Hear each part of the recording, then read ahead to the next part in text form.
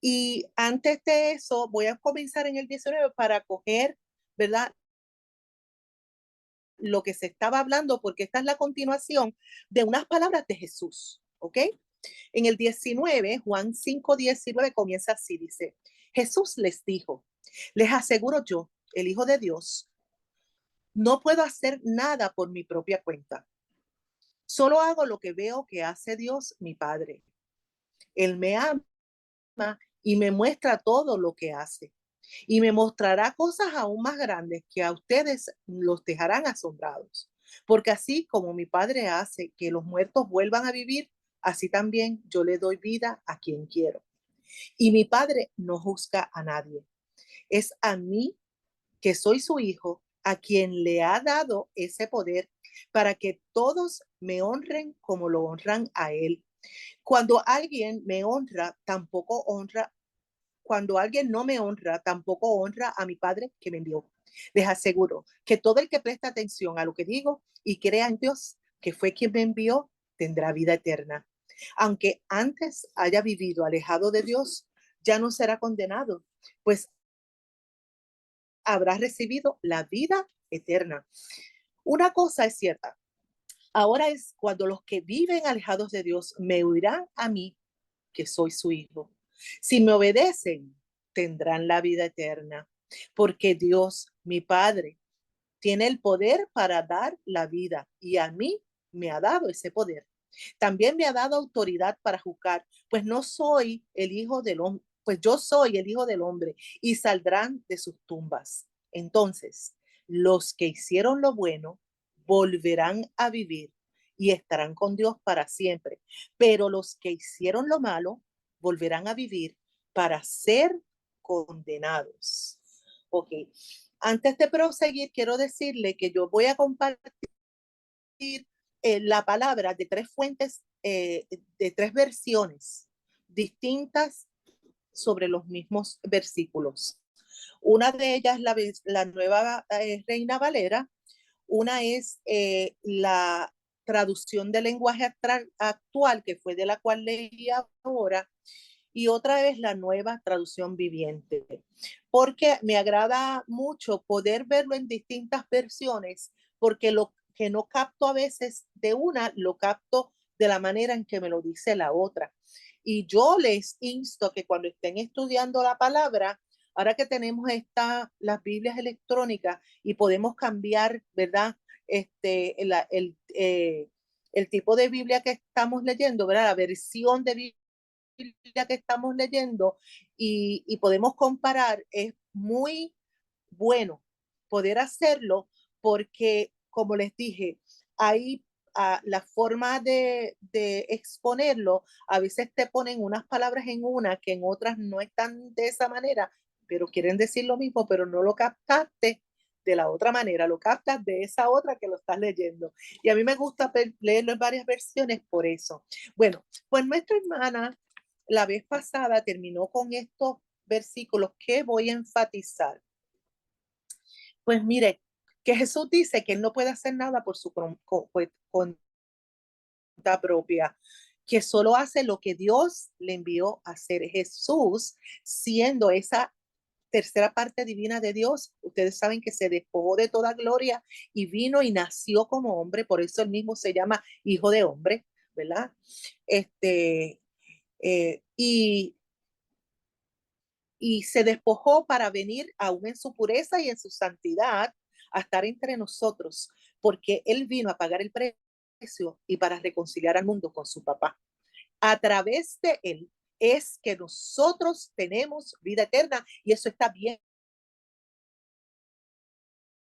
enfatizado aquí. Dice que su padre, fíjense, vamos a partir desde esta premisa que está ya establecida. Su padre no es el que va a juzgar, el que va a juzgar es Él. Él dice, es a mí que soy su hijo a quien le ha dado ese poder para que todos me honren como lo. Y también enfatiza que le presten atención a lo que él les dice, o sea, a las enseñanzas que él vino a darnos, a la vida que él vino a tener para darnos el ejemplo, el testimonio de vivir una vida en santidad, ¿verdad? Y que le creamos lo que Él nos enseña, porque quien lo envió fue su papá. Y Él viene a dar vida eterna. Se lo concedió. Dios le concedió el poder a su hijo para que Él pudiera venir y con su resurrección que se sucedería más tarde, darnos, matar la muerte, ¿verdad? O sea, volvernos a dar el estado original de poder eh, ser perdonados a través de esa sangre pura y perfecta del Cordero inmolado, y nosotros entonces reconciliarnos con Dios para tener esa vida eterna para la cual somos diseñados. De hecho, el Padre también lo envió y Él lo había anunciado. Él ya se había anunciado desde el principio de la palabra. Se habla de Jesús y en eso entraremos un poquito más adelante. Es el Mesías. Por eso Dios, su Padre, le dio la autoridad para juzgar, pues Él es el Hijo del Hombre y saldrán de las tumbas. Y saldrán de las tumbas de dos maneras. Por la resurrección, ¿verdad? Cuando Él regrese, y de las tumbas que en el pecado nos mete. O sea, el pecado es muerte, es una muerte segura, ¿verdad? Pero cuando la sangre de Cristo se hace real en nuestras vidas porque lo reconocemos, esa sangre entonces permite que nosotros vayamos de muerte a vida. Ok, pero más bien quiero enfatizar esta última versículo, ¿verdad? Que dice, entonces los que hicieron lo bueno volverán a vivir y estarán con Dios para siempre, pero los que hicieron lo malo volverán a vivir, pero para ser castigados. ¿Ok? En eso fue que se terminó la vez pasada. Todos resucitaremos y todos somos eternos, unos para salvación y otros para condenación. Amén. Bueno, ahora sí, voy a comenzar con eh, el versículo 30 del capítulo 5 de Juan, y dice así: no os maravilléis de esto, porque vendrá hora cuando todos los que están en los sepulcros oirán su voz, y los que hicieron lo bueno saldrán a resurrección de vida, mas los que hicieron lo malo a resurrección de condenación. No puedo yo hacer nada por mí mismo. Según oigo, así juzgo, y mi juicio es justo, porque no busco mi voluntad, sino la voluntad de aquel que me envió, la de mi Padre. Y esta es la versión nueva, Reina Valera, sobre los mismos versículos que leímos. Le dije que iba a empezar con el 30, pero ese no es lo mismo que había leído en la traducción de lenguaje actual. 5:30 es el siguiente: yo no puedo hacer nada por mi propia cuenta, dice Jesús, sigue diciendo Jesús. Mi Padre me envió y Él me dice cómo debe juzgar a las personas. O sea, que el mismo Padre es quien le muestra a Jesús cómo puede juzgar las personas. Y Él lo puede hacer porque Él es santo. Y Él lo puede hacer porque Dios le dio la autoridad. O sea, Jesús no vino aquí a echárselas de que era Dios, no. Él vino aquí con un cometido de salvación. Y sí, Dios le dio la autoridad a su Padre, esa parte de Él divina, le dio la autoridad para que Él sí pueda juzgar. Pero por eso yo juzgo correctamente, porque no hago lo que yo quiero, sino lo que mi Padre me ordena hacer. Ese es el versículo 30 en la versión de traducción del lenguaje actual. Jesús en este versículo se autoproclama, o sea, se describe a sí mismo dependiente de su Padre Dios, y señala que Él no está haciendo lo que hace porque quiere, sino porque Dios lo envió a hacerlo, y Él es obediente, pues sabe que la voluntad del Padre es como, es buena, es perfecta y es agradable. Jesús explicó y dijo que su juicio era justo, eh, porque Él está calificado como un juez completamente justo, porque su poder es por un detalle. por la sumisión a Dios el Padre. Él repitió los temas: no puedo hacer yo nada por mí mismo, no busco mi voluntad, sino la voluntad del que me envió, que es mi Padre. Hay un versículo que les tengo aquí de apoyo que se encuentra precisamente también en Juan, un poquito más adelante, en el 6:38 de la Nueva Traducción Viviente. Dice: pues he descendido del cielo para hacer la voluntad de Dios, que me envió, no para hacer mi propia voluntad. Y la voluntad de Dios es que yo no pierda ni uno solo de todos los que Él me dio, sino que los resucite en el día final. Ese versículo apoya, ¿verdad? Lo mismo que él estaba diciendo en este 30. Ok, ahora vamos a cubrir la parte de los versículos 31 al 35. Y dice así: si yo hablara bien de mí mismo, ustedes dirían que miento.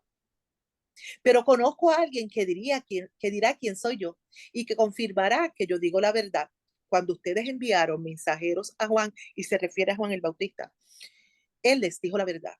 Las enseñanzas de Juan fueron como una lámpara encendida en la oscuridad, y por un tiempo ustedes se alejaron de escucharlas. Pero yo no necesito que nadie hable bien de mí. Si he, si he mencionado a Juan, ha sido solo para que ustedes crean y Dios los salve. Ok. A continuación, esto que acabo de leerlo, vamos a ver que hay una confirmación quíntuple del testimonio de Jesús y de que Él es el Mesías.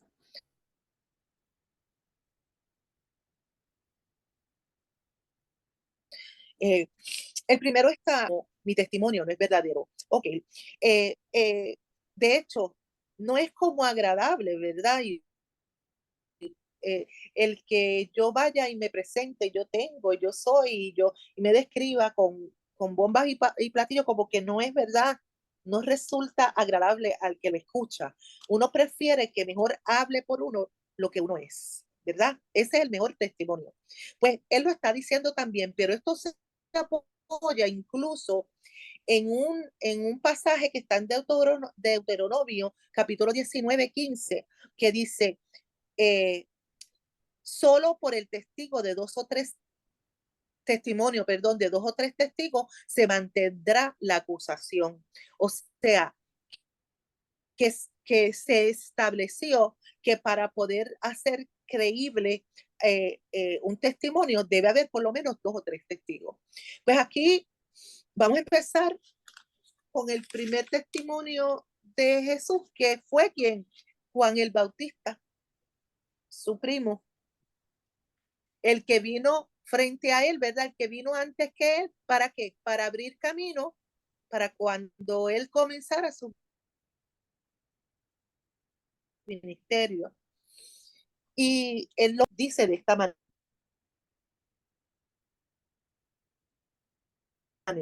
vosotros estuviste, ¿verdad? Pero yo no recibo testimonio de hombre alguno, mas digo esto, para que vosotros seáis que ardía y alumbraba, y vosotros quisiste recogerlos por un tiempo en su luz. Esa es de la nueva Reina Valera. Aquí, cuando habla de antorcha, es sinónimo de lámpara o de mechón, ¿ok? Eh, si ustedes se dan cuenta, él le está hablando a alguien, ¿verdad? Dice: vosotros enviasteis mensajeros a Juan. Él se está refiriendo aquí a los líderes de esos tiempos: fariseos, escribas, ¿ok? Eh,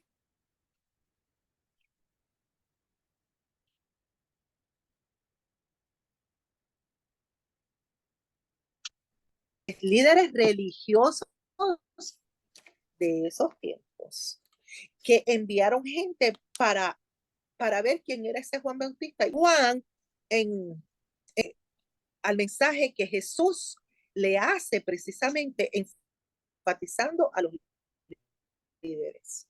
Dice: Jesús notó que los líderes de ellos mismos, ellos necesitaban pensar y creer lo que Juan había dicho sobre Jesús. Y según vayamos estudiando esto, nos vamos a dar cuenta por qué. Dice aquí que él era la antorcha que ardía, Juan el Bautista. Está hablando ahora, hablando Jesús sobre Juan el Bautista, que era la antorcha que ardía y alumbraba, y vosotros quisiste regocijarlo por un tiempo en Jesús. Los líderes religiosos aceptaron la obra de Juan el Bautista por un tiempo sobre que Jesús era el Mesías. Y uno de los comentaristas teólogos, Clark, dice, nuestro Señor tomó la expresión de lámpara, refiriéndose a Juan, de la ordinaria traducción de las lámparas de Israel. Dijo que Juan era la lámpara que ardía y alumbraba, y este precisamente era un atributo perfecto para describir a Juan. Las cualidades de la lámpara. Las cualidades, fíjense, vamos a comparar ahora la lámpara con la persona de Juan el Bautista. Primero, una lámpara lleva una luz prestada. Una lámpara no se prende ella misma. Y estamos hablando de lámparas que tenían aceite, ¿verdad?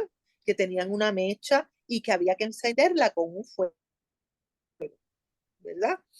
Eh, la luz es prestada. Tienen que traerlo de otra fuente, ¿verdad? El fuego tenían que traerlo de otra fuente. No alumbra en sí mismo. La lámpara es encendida, así como Juan alumbraba con quién, con la luz del propio Cristo. Juan tenía calidez, pero porque el suyo no era un mensaje frío de intelecto, sino un mensaje ardiente de un corazón encendido, como una lámpara. Una lámpara, ¿verdad? Juan tenía luz, una función de guiar, la luz que te da claridad para poder guiar, caminar hacia el camino del arrepentimiento y hacia Dios. Él le decía a todos, arrepentíos porque el reino de Dios se ha acercado. ¿Ok? Él lo guiaba al arrepentimiento y hacia Dios. En la naturaleza de las cosas, una lámpara se quema sola, o sea, se consume. Una vez se consume el aceite, ese fuego se apaga. Una vez se consume, si es con un trapo que también le untan algún flamable, ¿verdad? Y le añaden el, el fuego, una vez esa tela que se ha puesto ahí, que se ha envuelto ahí, se consume, también se apaga. Y, y a menguar mientras que Jesús creciera. Mientras que Jesús crecía, el verdadero testigo se quema a sí mismo por Dios. O sea, no pretende ser el centro, no debe pretender ser el centro, sino ser que Dios, que Jesús sea nuestro centro. Y esa es la comparación, ¿verdad? De la lámpara con Juan el Bautista. Juan Bautista anunció al Mesías y esto los puso felices. Por eso dice ahí, regocijaros. Y esto de regocijarlo es como una expresión, como brinquen de alegría, se alegraron en sobremanera al escuchar que el Mesías había llegado. Estos son los líderes. Pues esperaban que él los liberara del yugo romano, pero cuando la liberación espiritual de momento infinitamente mayor les fue predicada, ellos la rechazaron, así como a la luz que se hizo manifiesta. La rechazaron porque no era como ellos pensaban que era. Bien, ahora vamos al versículo 36. Este es el segundo testimonio, el testimonio de las obras de Jesús. Dice, mas yo tengo mayor testimonio que el de Juan, porque las obras que el Padre me dio para que cumpliese, las mismas obras que yo hago, dan testimonio de mí, que el Padre me ha enviado. Yo no puedo probarles que de verdad mi Padre me ha enviado. Esta es en la traducción, la DLA.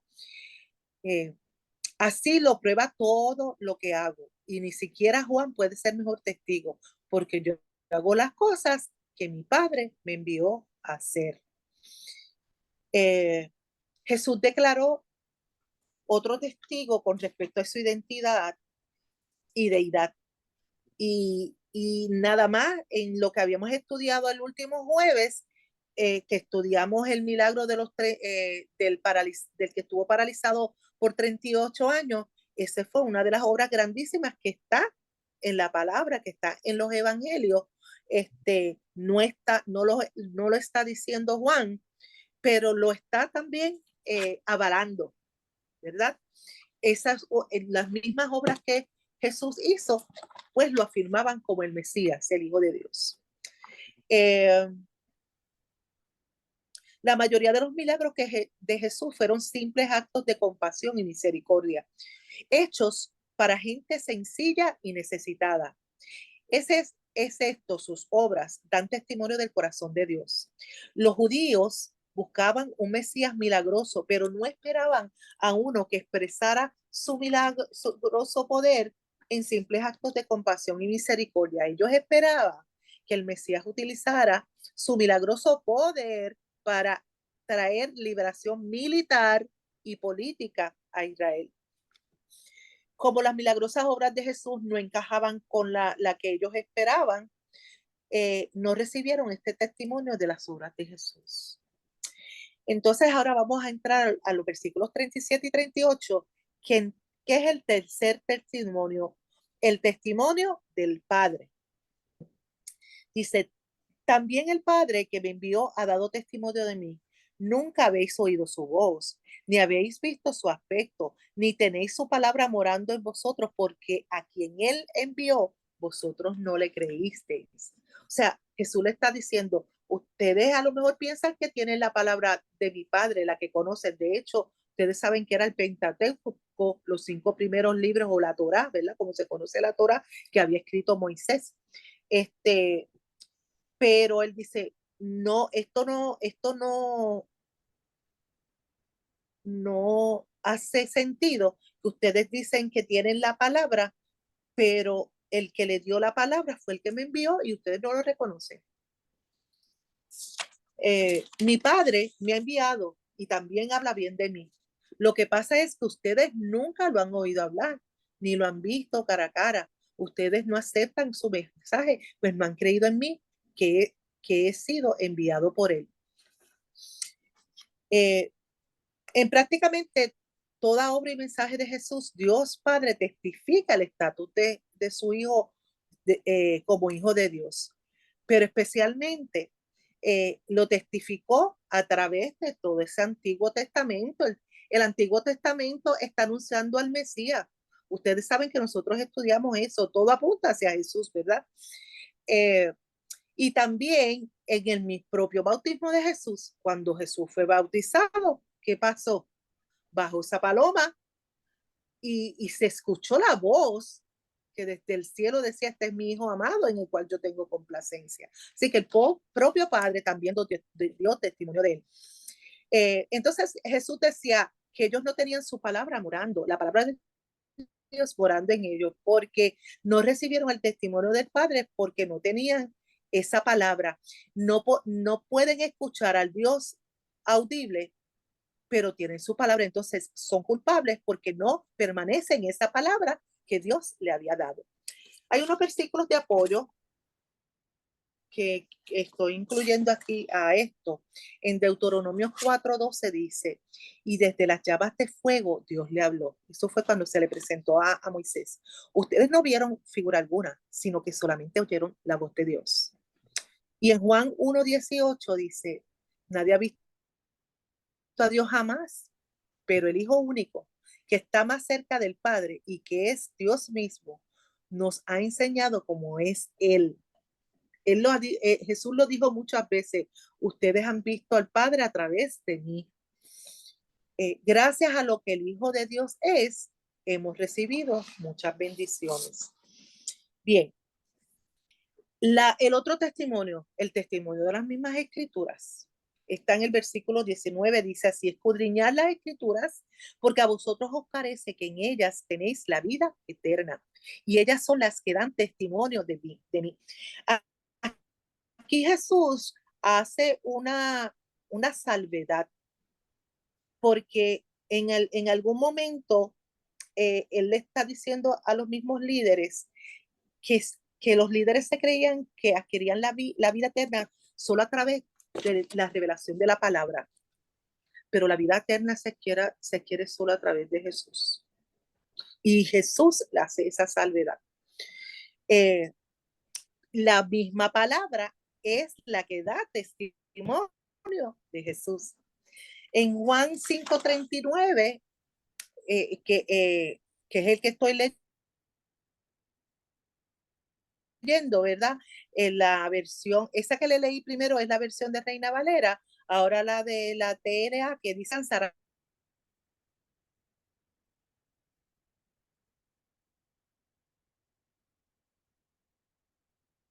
la vida eterna. Sin embargo, a pesar de que mí, y ahí se quedó igual que esta nueva traducción viviente, a fondo, porque piensan que ellas le dan vida eterna. Pero las escrituras me señalan a mí. Me gusta esta versión, nueva traducción viviente, porque lo termina bien claro y contundente. Pero las escrituras me enseñan a mí. Entonces, ¿cómo es posible que ustedes son los eruditos y son los especialistas en la palabra, pero no están entendiendo que el Mesías que ustedes han estudiado, que Dios le ha revelado, soy yo, ¿verdad? En teoría, los líderes religiosos en el tiempo de Jesús amaban y valoraban las escrituras, que eran el Antiguo Testamento, como les daban en ellas continuamente.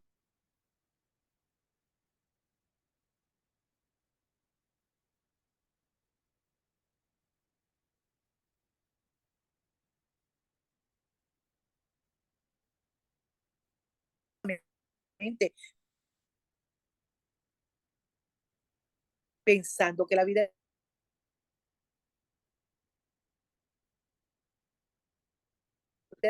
eterna se encontraba en esa revelación de Dios. Hay con una reverencia rígida y superan en las grandes verdades de las cuales apuntaba. Barclay dice, no las leían que apoyaran sus propias posiciones, sus propias ideas de él, porque esto es una declaración fuerte. No amaban realmente a Dios, amaban sus propias ideas sobre Él. Nosotros tenemos que cuidarnos, que no caigamos en amar la idea que nosotros tenemos de Dios, sino al Dios que se nos revela que es real. ¿Cómo lo podemos hacer? Eso lo tenemos que hacer cuando nosotros leemos para conocer a Dios, para establecer una relación con Él y amamos su palabra porque proviene precisamente de Él. Ok, entonces, dice aquí, ellas son las que dan testimonio de mí. Si el estudio de la palabra, de las escrituras, fuera el estudio que ellos hacían, estos líderes, hubiese sido preciso y sincero, verían que éstas hablaban del Mesías, el Hijo de Dios. Su reconocimiento de verdadero entendimiento de las escrituras. Eh, ¿Y por qué la razón de esa incredulidad? Eh, en la nueva eh, Reina Valera dice, y no queréis venir a mí para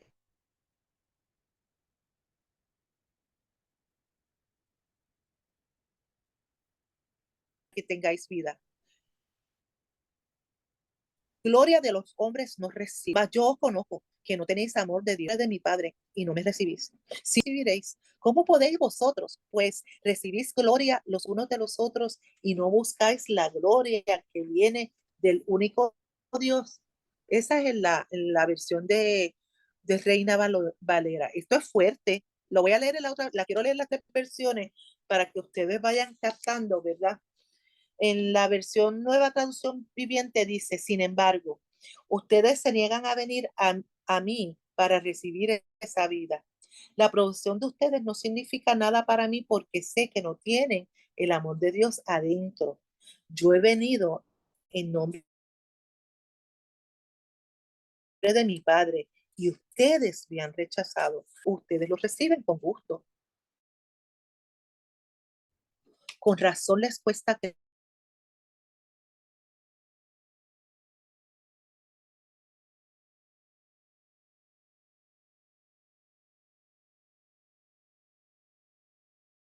creer, pues a ustedes les encanta honrarse unos a otros, pero no les importa la honra que proviene del único que es Dios. Wow. Y Jesús, eso no es una opinión, eso es un hecho. O sea, Jesús es, y él en la versión, traducción, dice así, ustedes no quieren creer en mi palabra para alcanzar la vida eterna. A mí no me interesa que la gente hable bien de mí. Además, a ustedes los conozco muy bien y sé que no aman a Dios. Él es mi Padre y me ha enviado, pero ustedes no me han aceptado. Sin embargo, a quien viene por su propia cuenta, ustedes sí lo reciben.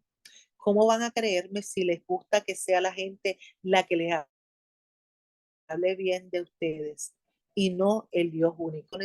Y ven que es como como se lo estoy leyendo. O sea, el propio Jesús le habló a los líderes de esa manera. ¿Por qué qué?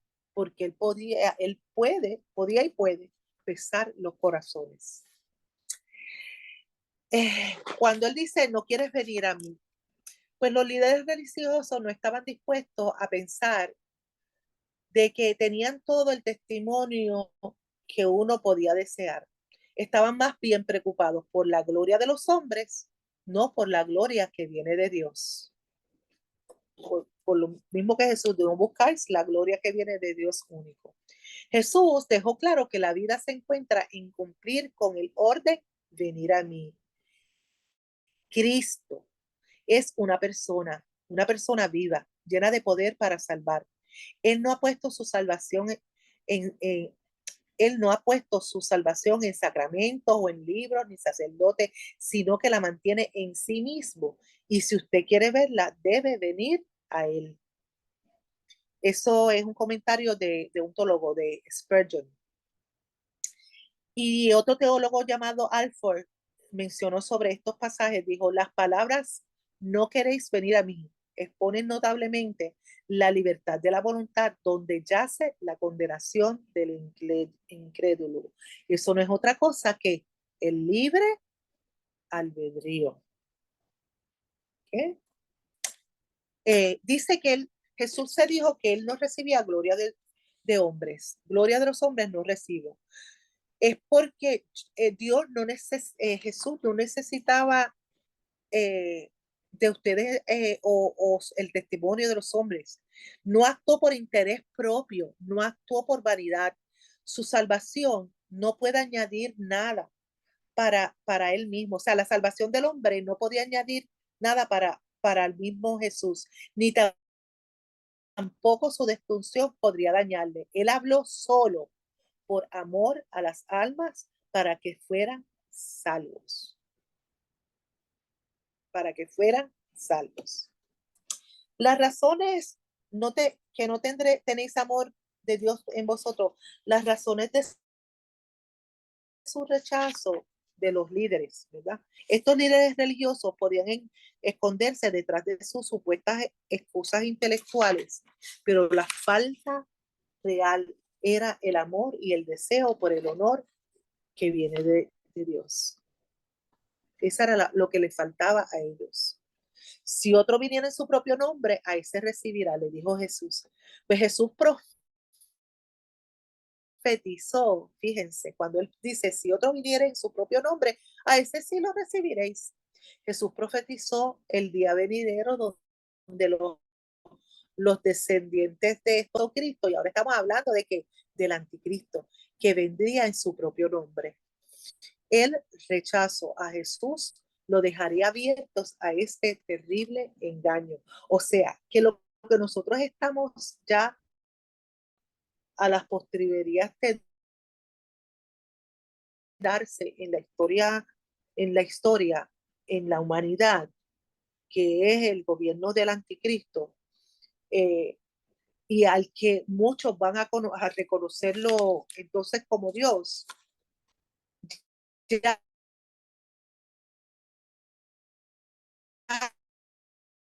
había sido dado a los mismos religiosos de esa época, habría puertas para que eso se fuera dando en la humanidad. Tenemos que cuidarnos. El que mira que esté firme, que no caiga. Tenemos que cuidar el que estemos dentro de la voluntad,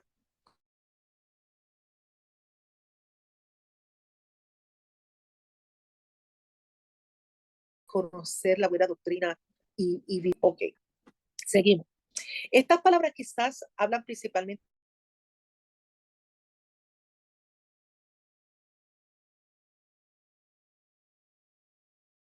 del falso Cristo o del Mesías ídolo, del anticristo que aparecerá en los últimos días. Eso lo dice Tesalonicenses 2, del 8 al 12, del diablo, su padre. En Juan 8:44 también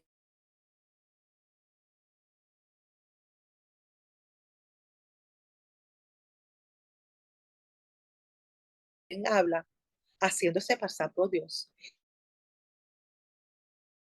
Y en segunda de Tesalonicenses también dos, falso Cristo, ¿verdad? El anticristo, o de diciendo, yo soy el Mesías. Aquí nosotros tuvimos uno que decía que era Jesús, unos cuantos también, que pueden engañar. Y si en estos tiempos nosotros no estamos calientes, si dejamos que nuestro amor se enfríe, la misma palabra dice que entonces podríamos ser engañados. Así que tenemos que estar alerta, hermanos. Y él dice, ¿cómo podéis vosotros creer? Pues recibís gloria los unos de los otros y no buscan la gloria de Dios. En el tiempo de Jesús y desde entonces es el orgullo, el orgullo. Ellos anhelaban el prestigio.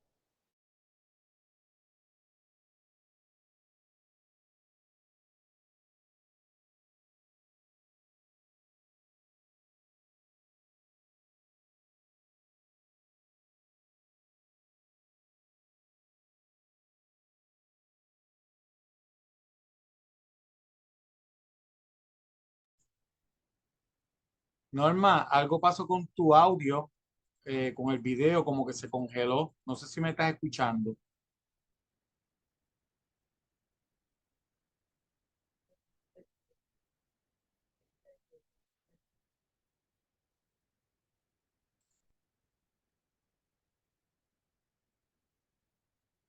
Vamos a darle una oportunidad que ella vuelva a entrar, porque parece que se le fue el...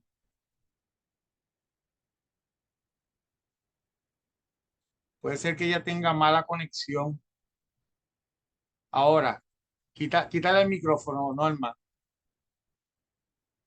Hello, Ahora, ok, no me veo yo, pero vamos a ver si, sí, yo te veo, yo te estoy viendo. sí, ok, yo no me veo a mí misma, pero no importa, si ustedes me ven, eso es lo importante, que me vean ustedes. Bien, le estaba diciendo que uno de los teólogos que busqué ¿verdad? Sus citas y sus estudios para este estudio, Spurgeon, escribió un mensaje sobre Juan 5:44 de por qué los hombres no pueden creer en Cristo. Y en una sección notable de ese sermón, él examina cómo la fama, la gloria y la celebridad obstruyen la fe verdadera. Eh, ¿Cómo podéis vosotros creer, pues, que recibís gloria los unos de los otros? Miren, él decía lo siguiente: el mero hecho de recibir honor, incluso si ese honor es correctamente otorgado, aunque ese honor sea merecido, puede hacer de la fe en Cristo una dificultad. O sea, que Spurgeon nos insta, ¿verdad?, a que seamos cuidadosos con esto del honor, ¿verdad? Creer que nos merecemos honor puede hacernos daño. Dice, cuando un hombre llega a sentir que debe ser honrado, se encuentra en un gran peligro. Siempre recibiendo este honor inmerecido, se engañan a sí mismos haciéndose creer que lo merecen. Queridos hermanos, miren, es muy difícil recibir honor y esperarlo, y aún así mantener la vista donde se debe. Pues los ojos de los hombres, poco a poco, se embotan con el humo del incienso que se quema delante de ellos, el incienso del honor. O sea, la fama, esas cosas que alimentan el ego y que nos pueden hacer daño en nuestra relación y en nuestra manera de vernos y en nuestra manera de creernos a nosotros mismos.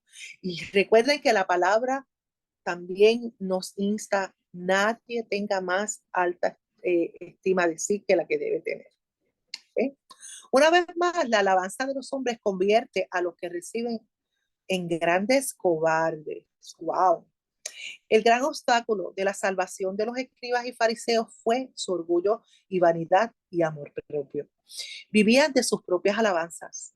Si hubieran reconocido que Cristo era el único maestro, hubieran renunciado a la buena opinión de la multitud y ellos eligieron perder sus almas en vez de perder su reputación entre los hombres.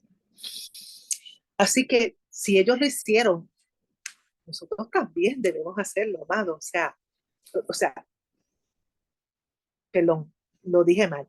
Si ellos cometieron ese error, nosotros también debemos cuidarnos de no cometer ese error. Mantenernos, mi gente, humilde, como nos decía la pastora Margarita, así bajito, bajito, bajito.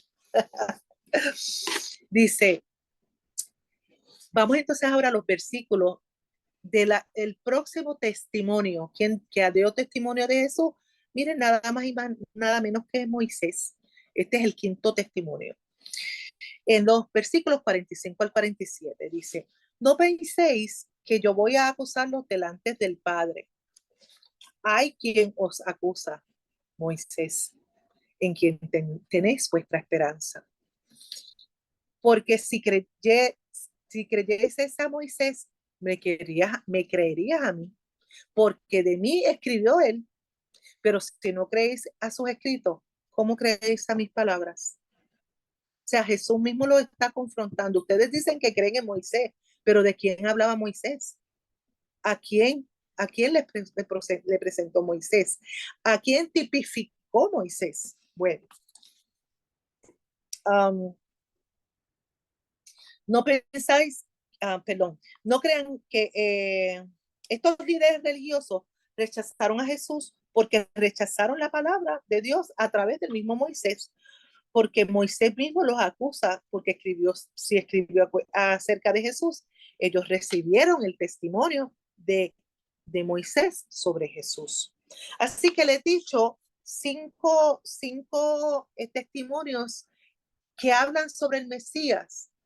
El testimonio de Juan el Bautista, el testimonio de las obras mismas que hizo Jesús, el testimonio del Padre, el testimonio de las Escrituras y el testimonio de Moisés. Y sigue diciendo, o sea, en lo que leímos dice, porque de mí escribió él, o sea, de Jesús había escrito Moisés. Jesús dijo que las escrituras dan testimonio de mí, y eso lo dice en Juan 5:39. Las palabras y los escritos de Moisés cumplen esto, hablando proféticamente del Mesías en muchos lugares. Un versículo de apoyo de esto, pues en Juan 9:28 y 29 dice, entonces ellos lo insultaron y dijeron, tú eres su discípulo, pero nosotros somos discípulos de Moisés. Sabemos que Dios le habló a Moisés, pero no sabemos ni siquiera de dónde proviene este hombre. Wow. A través de todo el Antiguo Testamento y desde el Pentateuco, que son esos 5 primeros libros de la Biblia, y que le llamamos, que se conoce también como Torá y que los escribió Moisés, se anuncia y se profetiza de Jesús. Y en el discipulado, como yo les dije ahorita, de todo apunta hacia Jesús, que nosotros dimos, estudiamos minuciosamente el Antiguo Testamento y el Nuevo también, y obviamente el Nuevo es con Jesús, pero que todo el Viejo Testamento apunta hacia Jesús, nuestro Salvador. Algunas, por si quieren tomar nota, algunas porciones relacionadas también estrechamente a estos versículos están en Deuteronomio, yo tengo la lengua enredada hoy, Deuteronomio 18:15, está en Números 20, del 8 al 12, y 21, del 8 al 9, y en Primera de Corintios 10:24. Esos son algunos, hay más, pero por lo menos le traje estos tres por si quieren buscarlos también y estudiarlos. Entonces dice, si no creéis en estos escritos, ¿cómo creéis en mis palabras? Jesús nos llamó a estos líderes religiosos a una nueva fe o a una fe diferente. Él nos llamó a creer lo que Moisés, las escrituras, lo que sus obras, lo que Juan el Bautista y cada uno de ellos testimonió sobre Jesús, que él era el Mesías, que él es el Mesías, el Hijo del Dios y Dios, y el Hijo de Dios. Si ellos se negaban a creer este testimonio abrumador, era poco probable que creyeran las propias palabras de Jesús. Y ahí terminamos el capítulo 5, ¿verdad? Que se dedicó a dar testimonio de que Jesús mismo explicó por qué y cómo se habla, o sea, Él es el Mesías, por qué, qué cosas daban testimonio de Él. Y fueron estos 5 factores que acabo de estudiar con ustedes. Vamos a comenzar entonces el capítulo 6. Y aquí ya Jesús entra en una acción, ya Jesús va a hacer otro milagro. Y vamos a entrar en los primeros 4 versículos del capítulo 6 que dice así. Después de esto, Jesús fue al otro lado del mar de Galilea, el de Tiberias, y le seguía una gran multitud porque veían las señales que hacía en los enfermos. Entonces subió Jesús a un monte y se sentó allí con sus discípulos, y estaba cerca la Pascua, la fiesta de los judíos. Este fue cuando él se reunió y alimentó a más de 5,000. Que si eran 5,000 hombres, imagínense entonces con las familias, como cuántos podrían ser, nada más que hubiesen sido, y en ese entonces las familias eran numerosas, pero que hubiesen sido de 4, o sea, 3,000, 3 por 5 son 15, o sea, estamos hablando de una muchedumbre que posiblemente lo menos que había era 15 o 20,000 personas allí, como menos, como poco, ¿ok? Fíjense, aquí me llamó la atención en este versículo cuando dice, y le seguía una gran multitud porque veía las señales que hacía con los enfermos. O sea, había un interés. Claro, había también unas necesidades. Pero también nosotros nos acercamos al Señor por interés, ¿verdad? Nosotros sabemos que es Dios. Nosotros sabemos que sana. Nosotros sabemos que provee. Nosotros sabemos que salva. Ahora, ¿nos quedamos ahí por interés? Eso es lo importante, que no sea por interés que nos quedemos. Lo importante es que nos quedemos porque lo amamos, porque les reconocemos. Amén.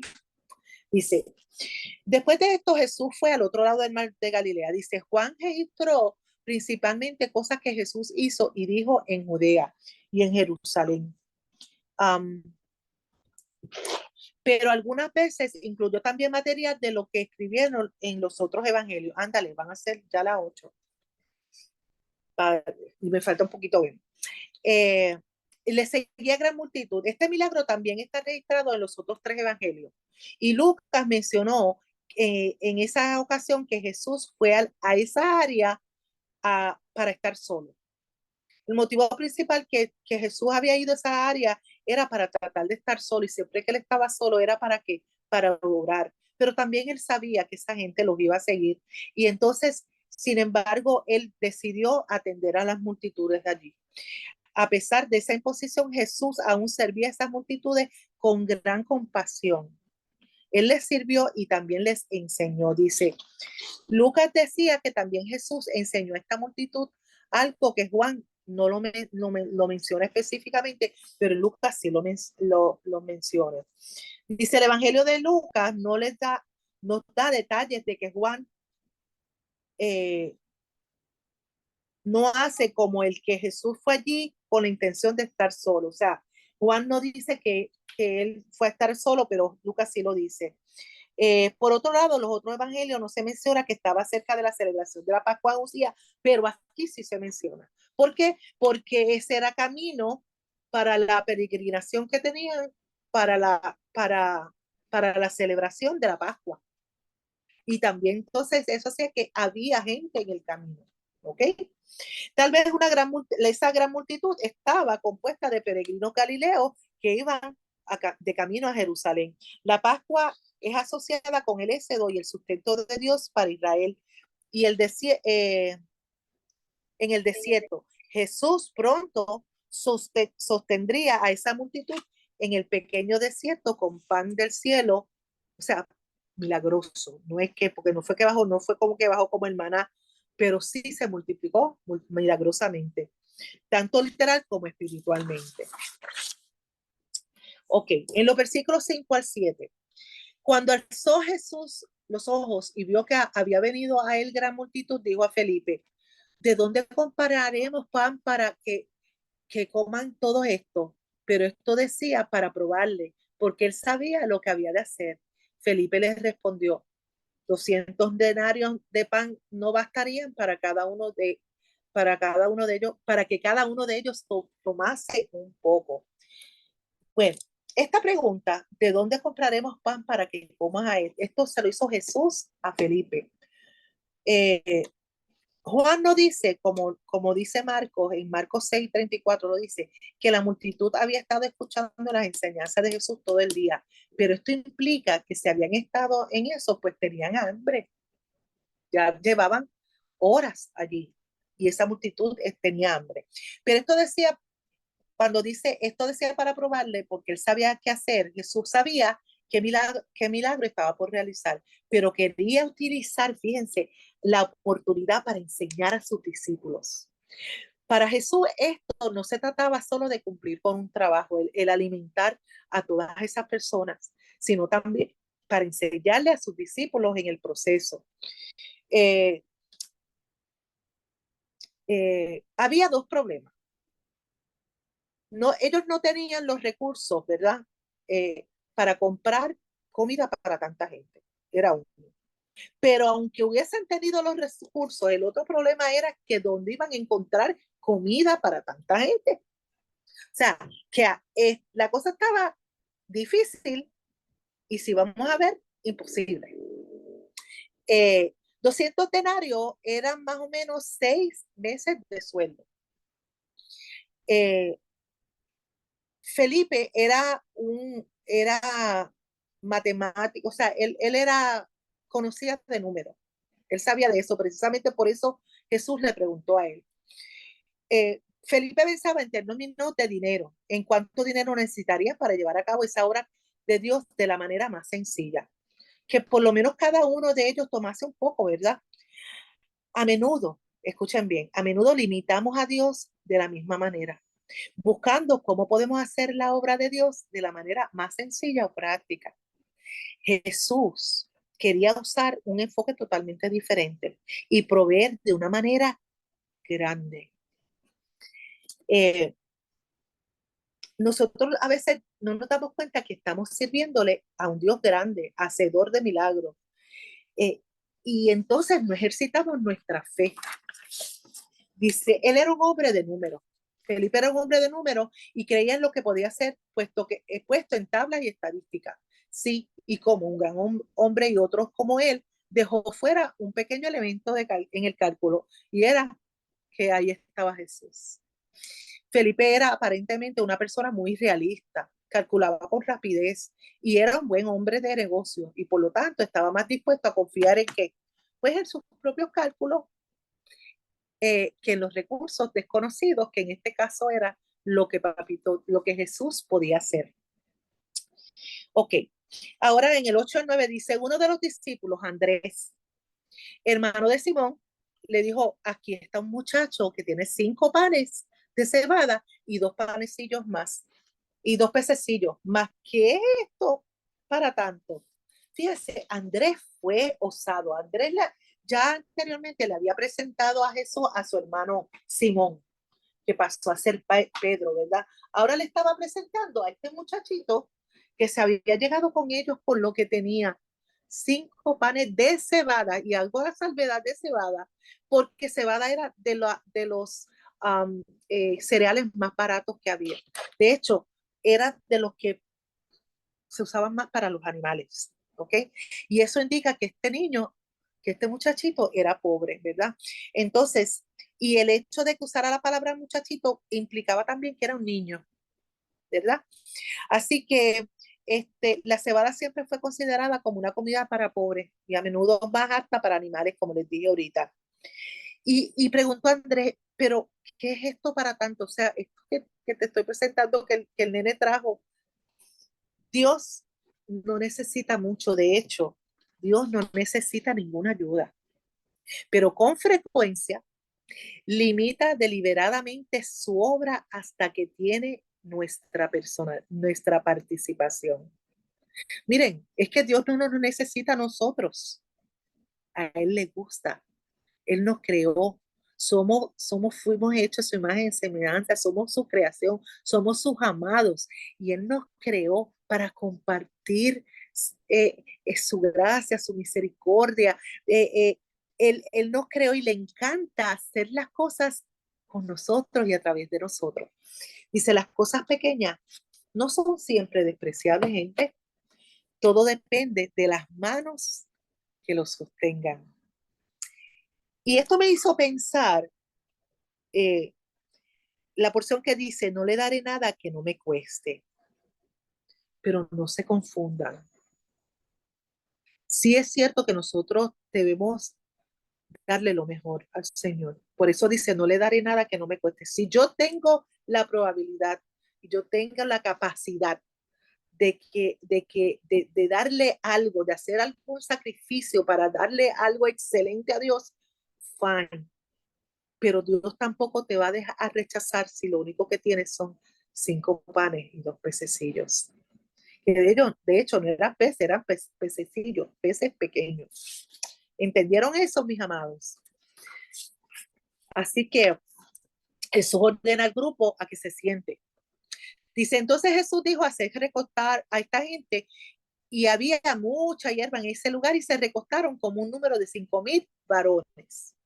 Bueno, se puede decir que Jesús aquí cumplió con el rol del buen pastor, ese que está en el Salmo 23, 2 y 3, que dice, en lugares de delicados pastos me hará descansar. Ese salmo también daba la imagen del Señor como anfitrión, porque sirviendo comida a su siervo como invitado, dice, aderezas mesa delante de mí, unge mi cabeza con aceite y mi copa está rebosando. En la casa de Jehová moraré por algunos días. ¿Vieron qué hermoso? Estaban con Jesús. Se recostaron como un número de 5,000 varones, ya lo dijimos. Fíjense, Jesús administró todo de una manera ordenada. Sin embargo, tuvieron que someterse al orden de Jesús para recibir esa provisión milagrosa. Los que se someten bajo su orden pronto se llenarán al máximo. Entonces, tomó Jesús, y esto está en el versículo 11, tomó Jesús aquellos panes y habiendo dado gracias, los repartió entre los discípulos. Y los discípulos, entre los que estaban recostados, asimismo los peces, cuánto ellos querían. Jesús estaba decidido a darle gracias a su Padre por lo que sí tenía. Cristo dio gracias por estas menudencias, porque vio en lo que se iban a convertir. Había una situación real, mucha gente, miles de personas con hambre y unas circunstancias reales. No tenían ni siquiera para pocos. Pero Jesús dio gracias y partió lo que había. Este milagro residió en las manos de Jesús, mi gente, no en la distribución. Lo poco es mucho en sus manos. Como le dijeron a la viuda, ¿qué tú tienes en la casa? Que tenía solamente un poquito de harina y aceite, ¿verdad? Y el Señor lo multiplicó a través del profeta. Pues aquí Jesús multiplicó esos panes y esos pececillos. Eh, Hace un momento eso pertenecía al muchacho, pero ahora ¿a quién le pertenecían? A Cristo. Con él no hay límites. Eh, no se especifica cómo fue la multiplicación de la comida, no se nos dice específicamente dónde sucedió la multiplicación. Parece haber sucedido mientras Jesús partía los panes y los peces y los repartió entonces entre los discípulos. No fueron los panes íntegros ni los peces íntegros los que fueron multiplicados, sino las porciones que fueron partidas de ellos. Todos comieron y se llenaron, pero no tuvieron ni idea muchos de ellos que se estaba llevando un milagro, porque los que estaban más distantes solamente recibieron la comida, no necesariamente se dieron cuenta de lo que estaba sucediendo, ¿verdad? Los discípulos no fueron los que hicieron el milagro, ellos simplemente distribuyeron esa milagrosa obra de Jesús. El pan viene del grano, el cual tiene el poder de la multiplicación y la reproducción en sí mismo. Pero cuando el pan se convierte en grano, perdón, pero cuando se convierte en pan, el grano está aplastado y haciéndolo muerto, ¿verdad? Nadie nunca multiplicó trigo plantado en harina. Sin embargo, Jesús puede traer a la vida desde la muerte. Él multiplica los panes hechos de lo muerto, grano aplastado y pescado muerto. Él lo multiplica, porque en él sí hay vida. Estos 5 panes, por un extraño tipo de aritmética, fueron multiplicados por división, o sea, al partirse, y fueron aumentados por sustracción. Eh, Jesús confió en la labor de los discípulos en este gran milagro. Jesús deliberadamente escogió un método para que pusiera a los discípulos a trabajar. Ok. Fíjense, Jesús cuando fue tentado por Satanás en el desierto, cuando él estaba en sus 40 días de ayuno, él se negó la oferta de Satanás de que él pidiera que le sirvieran y él pudo haberse creado comida allí. Él se negó eso, pero no se lo negó a la necesidad de sus hijos. Ahí sí él lo hizo. Eran 2 situaciones completamente distintas. Claro está. Bien.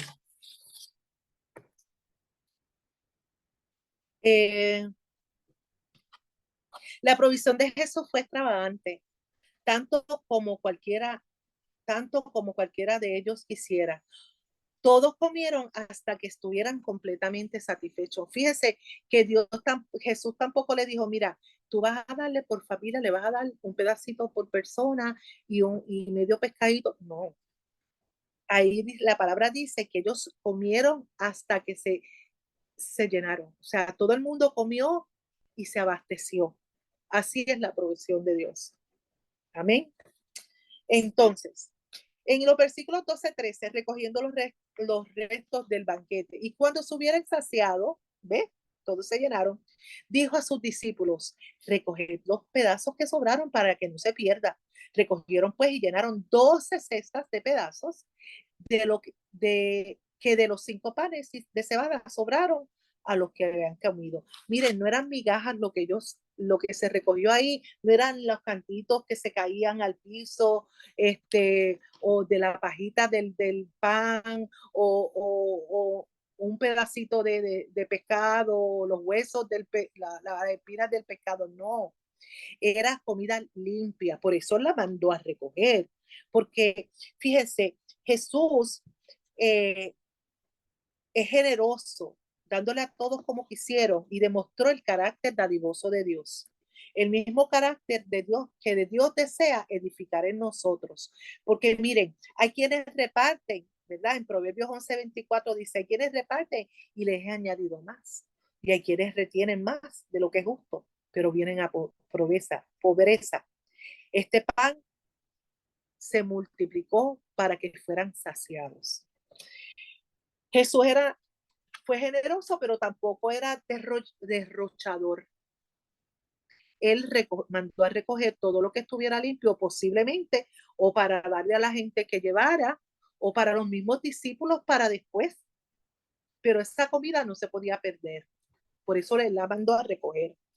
Jesús como profeta, vamos ahora al versículo 14, predicho por Moisés, dice, aquellos hombres entonces, viendo la señal que Jesús había hecho a través de esto, dijeron, este verdaderamente es el profeta que había venido al mundo. La manera en que Jesús proveyó pan para la multitud al aire libre, algo parecido al desierto, les recordó a aquellos hombres, ¿verdad? Se cree que le recordó a aquellos hombres como Dios también había trabajado con Moisés y alimentado a Israel a través del maná en el desierto. Así que esa era otra confirmación, que esa obra que estaba haciendo Jesús testimoniaba que él era el Mesías. Dice, este verdaderamente es el profeta. Moisés predijo la venida del profeta que decía, profeta de medio de ti, de tus hermanos como yo, te levantará Jehová tu Dios y a él oirás. Y eso está de Deuteronomio 18:15. Si el profeta que había de venir sería como Moisés, tenía sentido que también alimentara a las personas milagrosamente, como lo hizo Jesús. Ok, esta multitud estaba dispuesta a apoyar a Jesús siempre, siempre y cuando le diera que pan. Y aunque dice aquí, es fácil criticar cómo la multitud amaba a Jesús por el pan que les daba, pero con frecuencia nosotros también lo amamos porque nos da. O dígame que usted en algún momento, antes de tener una relación estrecha con Cristo, no se acercó tal vez a Él por, pues, como les dije ahorita, porque saben que Él da vida, da salud, da provisión, da esperanza, da gozo, da paz. También debemos amarlo y obedecerlo simplemente por lo que Él es, Señor y Dios. Yo me atrevería a afirmar que la mayoría de los cristianos han llegado a Jesús por algo que le han pedido y Él le ha otorgado. Y esto es así porque en la mayoría de los hogares no se enseña correctamente a amar a Dios y a reconocerle y a adorarle y a temerle por lo que Él es Él. Y aquí quiero hacer una salvedad. O sea, yo estoy hablando y generalizando. Nosotros vivimos en Puerto Rico, que ha sido un pueblo, bueno, cristiano por siglos, con libertad religiosa, y es un pueblo que cree en Dios. Pero una cosa es creer que existe Dios y una cosa es conocerle. ¿Qué se enseña en las casas? Una vivencia pura. Se enseña a amar a Dios como lo que es lo más grande que papá, más grande que mamá, más grande que el hermano, más grande, o sea, Dios, nuestro Padre Celestial. A veces nos conformamos con poco, a veces en la relación con Dios eh, no, um, no tomamos la seriedad y el valor de enseñarle a nuestros hijos que Dios es imprescindible y que Dios es Dios y está por encima de todo, que Él es lo más grande. Y por eso entonces se tiene una relación que se acude tal vez a Dios cuando más se necesita. ¿Me entiendes? O sea, se ha conocido que existe un Dios, pero que se acude a Él cuando más se necesita. Bien. Versículo 15, el pueblo intenta hacer a Jesús un rey terrenal. Pero entendiendo Jesús que iba a venir para apoderarse de él y hacerle rey, volvió a retirarse al monte solo. En eso, cuando después de la comida, esa multitud dijeron, vamos a hacerle rey. Pero lo hacían con interés político, porque el rey era un título político. La multitud estaba dispuesta a apoyar a Jesús porque querían utilizarlo para derrocar la opresión romana, ya fuera directamente en Judea o indirectamente a través de Herodes Antipas en Galilea. Eh, Jesús no se impresionó por esto, ni fue seducido tampoco por la multitud que quería hacerlo rey. Y él lo que hizo fue alejarse. Y ahí entonces envió más tardecito a los demás discípulos para que se fueran por el mar hasta el otro lado. Él se fue a orar. Jesús estaba más interesado en estar con su Padre en el cielo que escuchando el aplauso de la multitud. Y en el 16 y 17 dice, los discípulos entonces salen al mar de Galilea. Al anochecer descendieron sus discípulos al mar y entrando en una barca iban cruzando el mar hacia Capernaum. Estaba ya oscuro y Jesús no había venido con ellos. Aquí en Juan no se dice que Jesús los había enviado, pero en los otros, en Lucas, perdón, en Mateo y en Marcos, sí se explica que Jesús les ordenó.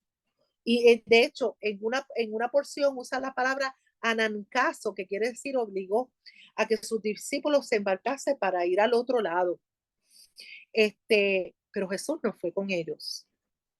Ahora, si Jesús ya estaba oscuro y ellos estaban teniendo otra vez que estaban remando y como que no avanzaba, la cosa se había puesto difícil porque en ese tramo, en realidad ese es un lago bien grande, pero le dicen el mar de Galilea.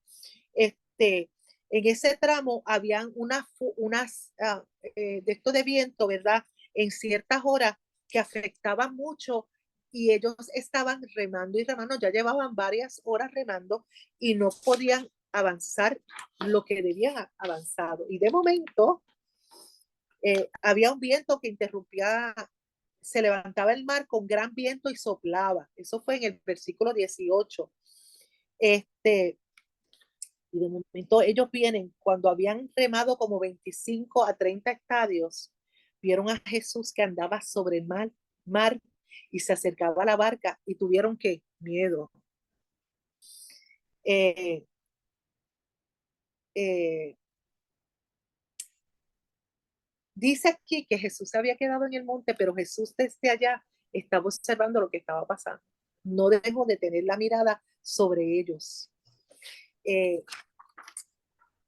Y cuando se Norma, acerca, ajá, que hay una curiosidad que Marcos describe ajá, cuando uh-huh. Jesús va caminando por el mar. La idea de Jesús no era ir hasta la barca. Marco escribe que la idea de Jesús era pasarle por el lado. Eso está espectacular porque Jesús está en el monte mirando y los ve sufriendo hasta la cuarta vigilia. Dice, déjame pasarle por el lado a esta gente para que vea que esto es fácil. Es cierto. Leanlo en Marco. Marco es el único que describe que la intención de Jesús era pasarle por el lado. Sí, y eso pasó durante la cuarta vigilia, que es de 3 a 6 de la mañana. Estaba bien oscuro, estaba difícil porque el viento estaba dando, y era así, esa era la intención de Jesús, pero Jesús también sabía cómo ellos se estaban sintiendo. Jesús también sabía que ellos estaban cansados, que estaban frustrados, porque estaban ahí, dale que dale con el remo, y déjeme decirle, ese tiene que ser un ejercicio fuerte, bien cansón y bien frustrante si tú te das cuenta que le das y no avanza. Y con los brazos, de verdad que, y ya ellos llevaban unas cuantas horitas en esa. Yo, Cuando yo, Jesús lo- le yo, va uh-huh. yo viví eso cuando era joven. Nos cogió una tormenta afuera en el mar y comenzamos a llorar. Mi primo, mi hermano, los muchachos que están, comenzamos a llorar porque era que tú bogas y bogas y bogas y bogas y el viento te sigue sacando para afuera. O sea, por más que tú quieres llegar a la orilla, los marullos y el viento y la lluvia te saca para afuera, ¿sabes? Y entonces éramos un choque de manganzones llorando en la barca. Pues imagínense cómo estaban entonces también los discípulos. Y miren, las porciones que él nos dice están en Mateo 14:25 y en Marcos 6:48. Ahí es que habla sobre pues la intención de Jesús de pasarle por el lado. Pero, miren, este, déjenme ver aquí que tengo aquí. Marcos 6:49 al 50 dice que los discípulos estaban asustados porque pensaron que Jesús caminando sobre el agua era un fantasma o un espíritu. Y le vuelvo a preguntar a ustedes, ¿y nosotros cómo nos hubiésemos asustado? Pues también, aunque fuera Jesús, yo entiendo que sí. Alguien caminando sobre las aguas de noche y tú de momento no estás viendo la silueta. Bueno, dice, Entonces, ya en ellos había ocurrido el evento. Esto fue un evento posterior en que el mar le habían tenido la tormenta, pero Jesús en ese entonces iba con ellos en la barca. Recuerdan que Jesús reprendió los vientos y el mar se aquietó. Ellos ya habían tenido esa vivencia. Y miren lo que pasa aquí. Las palabras tranquilizadoras de Jesús. Le dice el Señor Jesús en el versículo 20. Mas él le dijo, yo soy, no temáis. Yo soy. Para Jesús era suficiente con anunciar su presencia. Él estaba con los discípulos y se encontraría con ellos en su frustración y su temor. No temáis. Jesús vino a traer ayuda sobrenatural y consuelo a sus discípulos. Su presencia les dio lo que necesitaban, a pesar de que vino de una manera, ¿verdad?, inesperada. Y sabemos la historia que también ocurrió, que fue cuando cuando Pedro le preguntó si podía llegarse a Jesús caminando sobre las aguas también, y Jesús le dijo que lo hiciera. Pero Juan no le incluye, porque Juan quería enfatizar, ¿verdad?, otras cosas. Él sabía que sus compañeros habían ya, ¿verdad?, escrito sobre ese proceso. Él a Jesús lo lleva, mira lo que pasó aquí, el milagro que se dio aquí, miren cómo fue.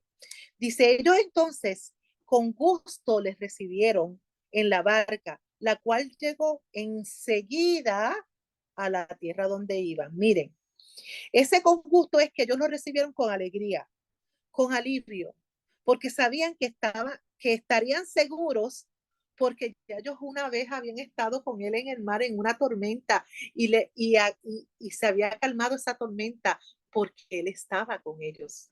Así que ellos entonces con gusto le recibieron en la barca. La implicación fue que Jesús no se subiera a menos que fuera recibido con gusto, o sea, con anhelo.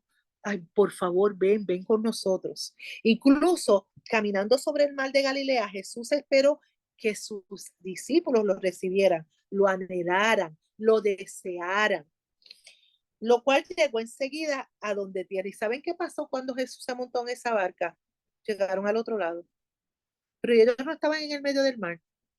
Eso fue otro milagro, amados.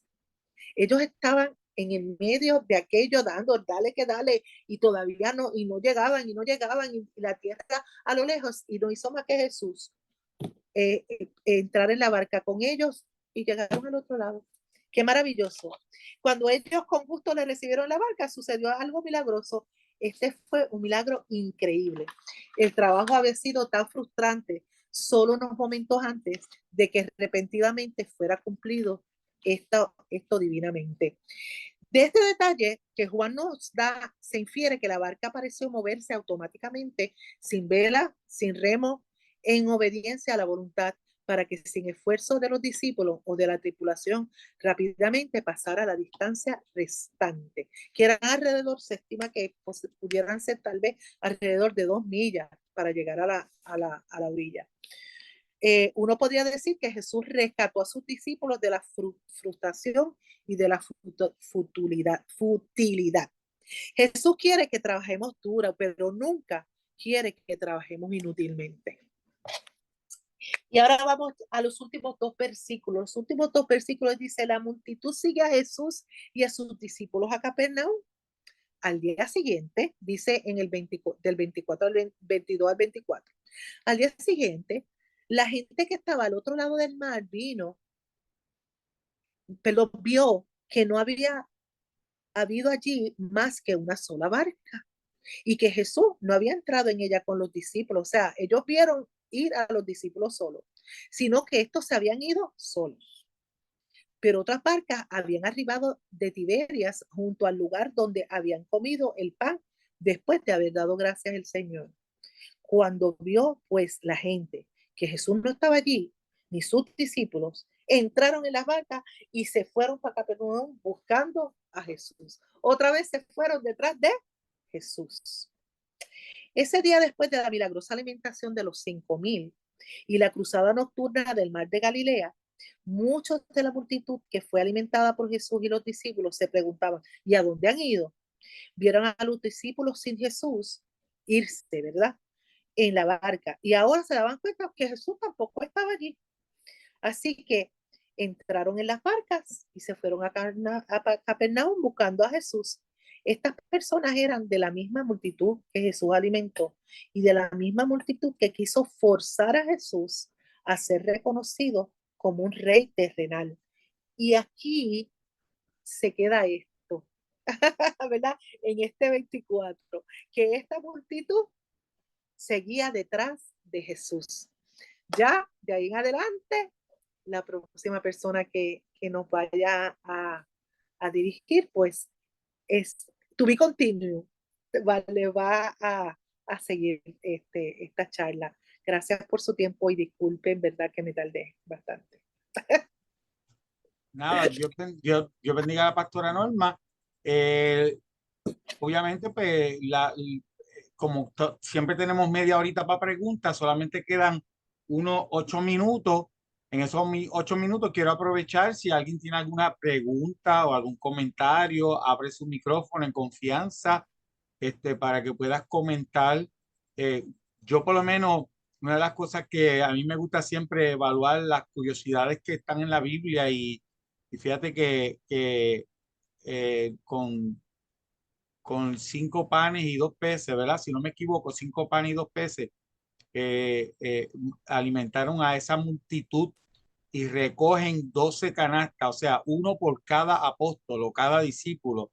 Ese me quedó sin.